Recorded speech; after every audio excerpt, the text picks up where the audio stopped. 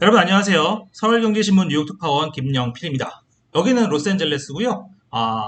제가 이번 주 초부터 밀켄 컨퍼런스 취재차 LA에 와 있습니다. 그래서 이제 기사와 방송을 조금 쉬었었는데 오늘은 FMC고 내용이 좀 중요하다 보니까 이렇게 간단히 좀 준비를 했습니다.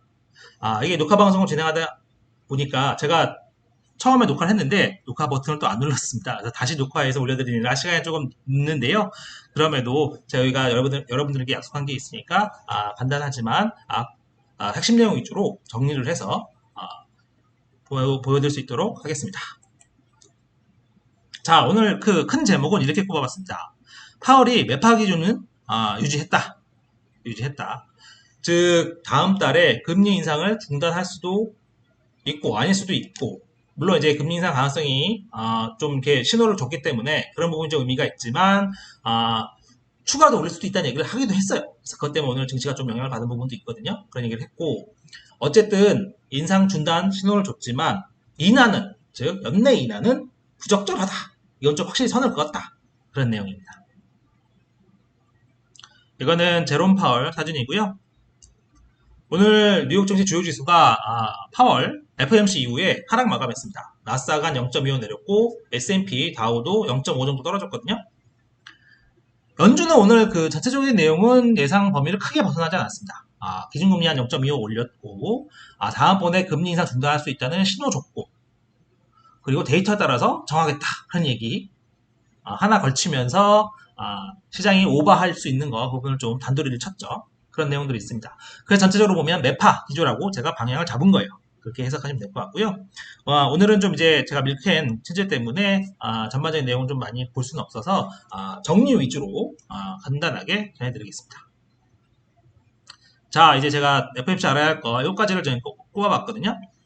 첫 번째는 이겁니다. 연준이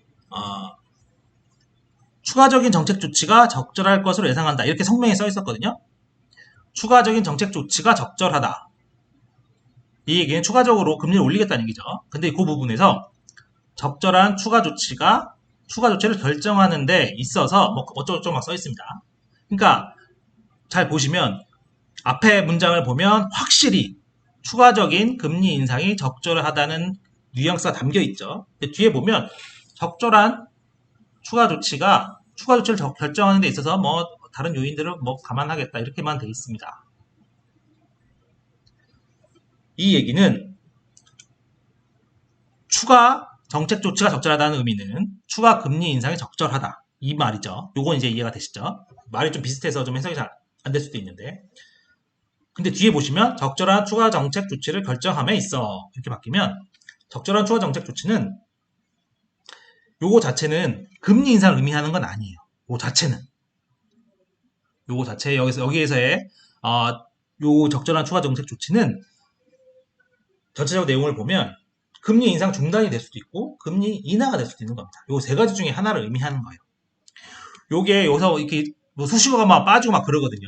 그러니까 이 부분 자체가 연준이 조만간 금리 인상 중단하려고 하는구나 그런 의미가 됩니다. 요거 하나만 가지고 좀 부족하다고 보시면 뒤에를 더 보시면 돼요. 뒤에 좀 더 설명드릴게요. 충분히 제약적인 통화 정책에 도달하기 위해 이런 내용 빠졌습니다. 그리고 미래의 금리 인상 범위를 결정하는 데 있어 이런 내용 또 빠졌어요. 자, 보시면 미래의 금리 인상 범위를 결정한다 이런 얘기가 빠진다는 얘기는 미래의 금리 인상 범위를 결정할 일이 없다 이런 얘기잖아요. 그 얘기는 금리 인상 중단에 가까워졌다 그런 의미죠. 그리고 충분히 제약적인 통화 정책에 도달하기 위해 이 말이 없다는 얘기는 뭡니까? 뒤집어 보면 충분히 제약적인 통화 정책 상황일 수 있다는 뜻이죠. 충분히 제약적이면 어떻다고요? 이 정도만 유지해도 충분히 제약적, 더 올릴 필요는 없다 그런 의미가 되는 거죠.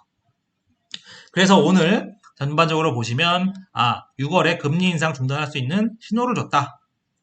이렇게 해석이 가능한 겁니다. 파월 의장 자체도 제일 앞에 문장 자기가 설명하면서 이게 의미 있는 변화야 이렇게 얘기했습니다. 그리고 니네가 이 얘기는 뭐냐면 니네가 이거 바꾼 거 좀 알아줬으면 좋겠는데 이 얘기죠. 그래서 뭐 비싼 거 아니야? 이렇게 생각할 수 있는 사람들한테 이거 의미 있는 거야. 그러면 지금 이 상황에서 의미가 있는 건 뭐겠습니까? 0.1을 0.5로 올린다는 건 아니잖아요. 예, 중단할 수 있다는 의미입니다. 이렇게 해석하시면 되고요. 두 번째, 우리는 더 큰 통화 긴축이 필요하다면 더 많이 할 준비가 돼 있다. 이런 내용 있죠. 말 그대로 보면 6월에 상황 봐서 금리도 올릴 수도 있어 이런 겁니다. 그리고 이런 얘기를 덧붙였습니다. 정책이 충분히 제한적이지는 계속 평가할 거다. 그러니까 이 얘기는 파월 생각은 그런 것 같아요. 지금이 대충 보면 충분히 제한적이라고 판단하는 것 같아요. 근데 이제 확신은 없습니다. 자기도 이걸 좀 더 봐야 돼. 데이터 좀 봐야 돼. 얘기하긴 했죠. 하지만 지금 어느 정도 충분히 제한적으로 판단을 하고 있어요. 근데 이제 문을 조금 열어놓는 거죠. 5월 달에 충분히 제한적인 것과 6월에 충분히 제한적이 좀 다를 수 있잖아요. 가능성은 좀 적지만. 그러니까 그걸 조금 더 볼게 이런 얘기입니다. 근데 요거에 사실은 시장이 조금 오늘 하락하는 요인이 됐습니다. 이거에 반응하기도 했어요. 중간에 장중에 반응했거든요. 금리 더 올릴 수 있다는 얘기니까. 어쨌든 문은 하나 열어놨다. 그래서 매퍼 기준을 유지한 거라고 생각하는 겁니다. 그 추가로 이런 얘기도 했어요. 연준은 인플레이션이 이렇게 빨리 내려간다 보지 않는다. 이 얘기는 인플레이션 견고하다는 뜻이잖아요. 그 얘기는 추가로 더 올리지는 않더라도 그 수준을 유지해서 물가를 내려야 되겠다 이런 생각을 한다는 거죠. 이 전망이 대체로 맞다면 연내 금리 인하는 부적절하다. 이 때문에 오늘 시장이 좀 반응을 했죠. 시장에서 좀 기대하는 사람들이 좀 많이 있었잖아요. 금리 인하 어떻게 할 거라 생각했는데 아니라고 얘기한 거죠. 왜 이렇게 파월이 얘기했냐? 이 얘기는 4번과 좀 연계가 됩니다. 4번 보시면 파월은 오늘 경기 침체 피해 가능성이 높다고 얘기했어요. 옛날에는 이렇게 금리 계속 올리고 인플레이션 낮추려고 금리 올리면 침체가 왔는데 지금은 달라. 왜냐? 노동시장이 강해. 이상한데 하여튼 강해. 그러니까 경제가 버틸 수 있다고 생각하는 겁니다. 그래서 이 내용을 3번, 4번을 연결해서 보면 파월이 단순히 시장이 꼴배기 싫어서 야 금리 인하 안 할까 이렇게 얘기하는 게 아니라 파월의 시각은 좀 다른 거예요. 자 보시면 파월은 침체 가능성이 낮다고 생각하는 겁니다. 상대적으로 침체 가능성이 낮다. 경기 버틸 수 있다. 그 얘기는 인플레이션도 상대적으로 높다. 그렇기 때문에 금리를 더 올리진 않아도 왜냐하면 지금 은행들 위기가 있잖아요. 그러니까 더 올리진 않아도 이 정도에서 유지는 할 수 있다. 유지는 해야 된다. 그런 거죠. 그렇게 내리진 않을 거다. 내리진 않을 거야. 이렇게 얘기를 하는 거죠. 근데 시장은 침체 가능성을 더 크게 보잖아요. 침체 가능성을 크게 보고 침체가 오면 금리 내릴 것이라고 생각을 하고 또 침체가 오면 인플레가 더 빨리 떨어진다고 생각을 하죠. 그리고 그 다음에 다시 또 이게 통화정책 완화에 따른 이제 확장 국면이 온다고 생각하기 때문에 그걸 기대하고 이제 증시가 오를 거라고 생각을 하는데 그 보는 시각이 좀 다른 겁니다. 그래서 그 부분이 있었다는 점 보시면 좋을 것 같아요. 그리고 하나 더 추가적으로 보시면 오늘 파월이 그런 얘기를 했어요. 연준 직원들이 이제 침체 전망을 한 게 있는데 내 생각은 다르다. 그리고 사람마다 달라. 그리고 연준 위원들도 다 사람 생각이 다른 걸.